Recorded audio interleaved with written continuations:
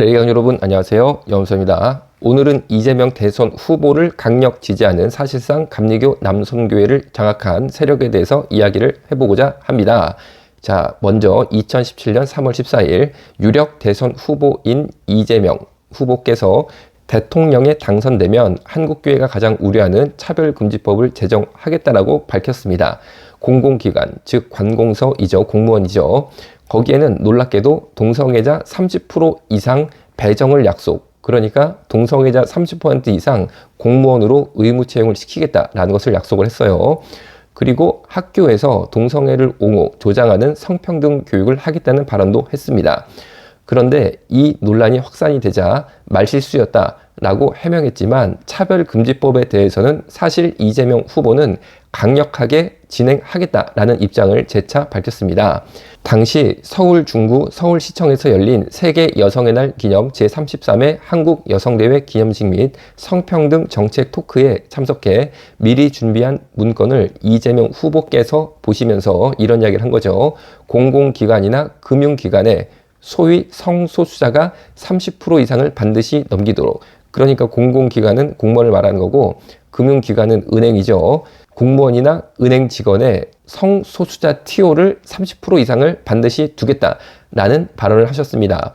그리고 이어서 차별금지법을 당연히 제정하고 학교에서 성평등 교육을 실시하도록 하겠다. 어릴 때부터 가르치도록 하겠다. 어릴 때부터 동성애를 가르치겠다.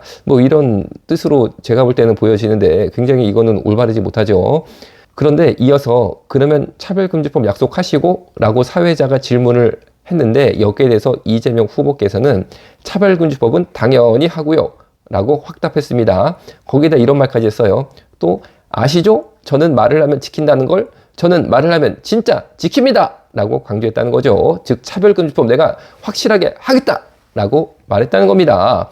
자, 그런데 이 이야기 중에 30% 이상 동성애자를 공공기관, 금융기관에 의무 채용하겠다라는 것은 말실수다라고 나중에 말을 바꾸셨지만 이재명 지사의 이 차별금지법 만들겠다라는 발언 약 1년 뒤인 2018년도 5월 달에는 파주 임진각, 이곳은 뭔가 남북 분단을 상징하는 지점이죠.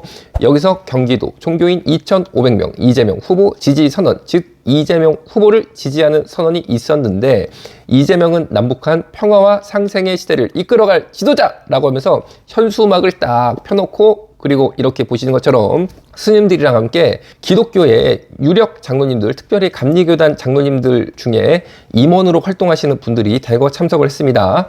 그렇게 해서 이렇게 정치 선언을 했습니다. 저는 기본적으로 우리 기독교인들이 스님들이랑 이렇게 어디 막 다니면서 현수막 펴고 특정 정치 후보 캠프에 들어가셔서 강력 지지 선언하는 것은 조금 이건 부적합하다라고 생각을 하고 있습니다. 자, 그랬는데 문제는 지난주에 제가 유관수 장로님, 오수철 장로님 성함이 들어있어서 이 부분에 대한 문제 제기를 했었는데 이 방송 이후에 사실 확인이 다시 됐어요. 당시 유관수 장로님, 오수철 장로님은 전혀 본인의 의사와 상관없이 하북감리교회에 평택에 있습니다. 평택 하북감리교회의 이종위 장로님, 이분 또한 이종위 장로님 또한 임원 중에 하나세요. 남선교회 임원 중에 하나이십니다. 이분이 거의 그냥 본인 동의도 없이 그냥 이름을 확 넣어버렸다는 거예요. 그래서 억울하다 이런 입장이셨습니다. 그래서 확인을 해보니까 어떤 것이었냐면은 이종희 하북교회 장로님, 그리고 이분이 감리교 남선교회 회계를 맡은 그런 주요 임원 중에 하나입니다. 즉 회계니까 돈 만지는 분이죠. 그랬는데 이분께서 사실은 당시 이재명 지사 캠프의 기독교 종교특위위원장이셨어요.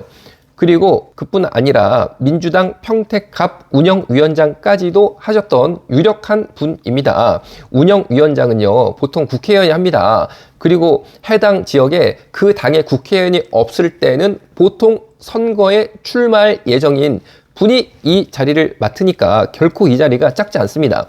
그래서 이재명 지사 캠프의 기독교 종교특위위원장이셨고 민주당 평택갑 운영위원장이셨던 이종희 장로께서 본인들한테 물어보지도 않고 이름을 강제로 올렸다는 겁니다.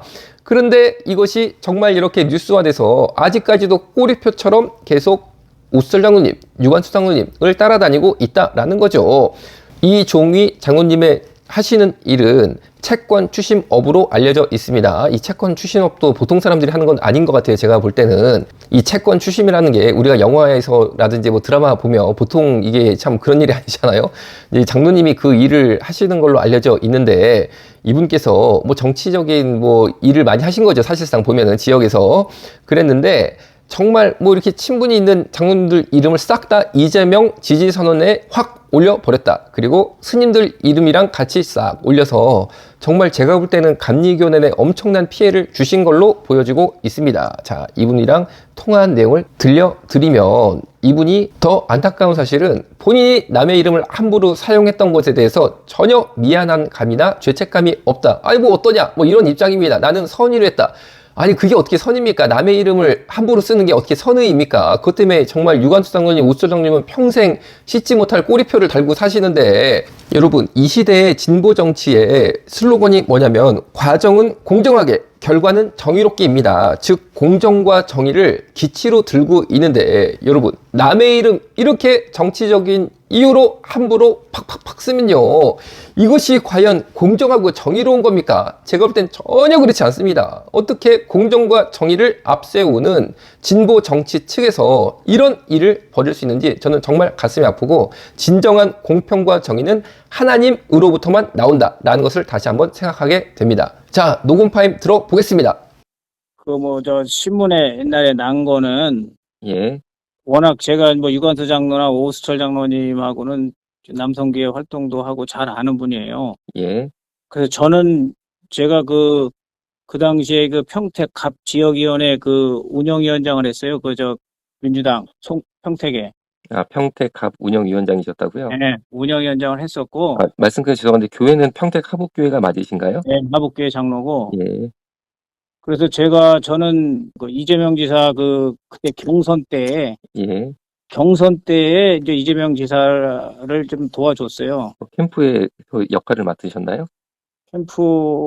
캠프에도 제가 기독교 종교특위위원장을 했어요. 아, 예, 그래서 그래서 이제 그때 이제 경선이 이재명하고 뭐 전해철 뭐 이렇게 해가지고 경선이 붙었는데, 예, 그래서 이재명 지사 이제 지지를 이제 해줘야 되는데, 뭐 여기저기 막 서명 이렇게 해가지고 이제 해주는데 이제 오수철 장로하고 뭐 유관수 장로는 제가 잘 아는 분이라 예. 그분들 동의 없이 제가 그 이름 다 올려가지고 그때 한 1,500명 해가지고 지지한다고 가서 했던 거예요.